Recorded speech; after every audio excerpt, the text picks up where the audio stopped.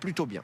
Merci beaucoup Thomas Misraki pour ces toutes dernières informations avec Thibaut Bruck en direct de l'Elysée où se poursuit la réunion de la coalition des volontaires qui regroupe une trentaine de pays européens et également membres de l'OTAN. Je précise également que les discussions entre le secrétaire américain à l'armée de terre et la Russie se déroulent bien. Voilà ce que l'on apprend ce soir alors que les discussions secrètes ne sont pas terminées à Abu Dhabi.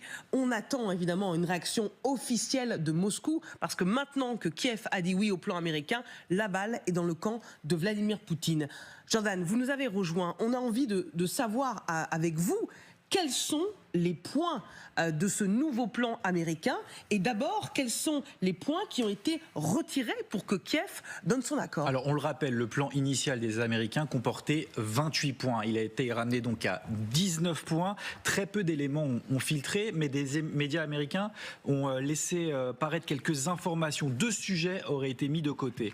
Le premier, c'est la question de l'amnistie concernant tous les actes commis pendant la guerre, c'est ce que nous dit en tout cas ABC News. Le deuxième sujet, c'est la limitation de l'armée ukrainienne en termes de nombre d'hommes. L'armée ukrainienne qui compte, selon les estimations, entre 800 000 et 1 million d'hommes. On le rappelle, le plan initial voulait ramener cet effectif à 600 000 personnes. On peut imaginer que ce dernier point était primordial pour Volodymyr Zelensky.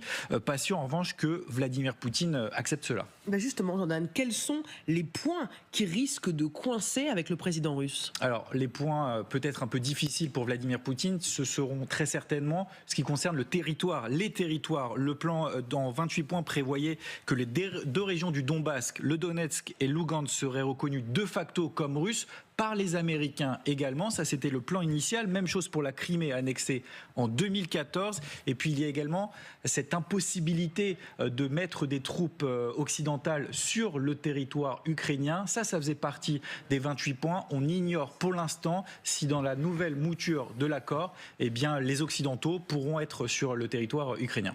Merci pour ce point crucial, Jordan, pour qu'on sache précisément de quoi nous parlons ce soir. Pourquoi Kiev a dit oui à Donald Trump? Nous sommes en direct avec Oleksiy Goncharenko, député ukrainien en direct d'Odessa. Merci beaucoup d'être avec nous ce soir dans notre édition spéciale sur LCI. Les Ukrainiens disent oui au plan américain. J'ai envie de commencer par vous demander, est-ce que c'est un soulagement pour vous ce soir? Bonsoir. Je ne pense pas que nous pouvons dire que l'Ukraine dit oui ou non parce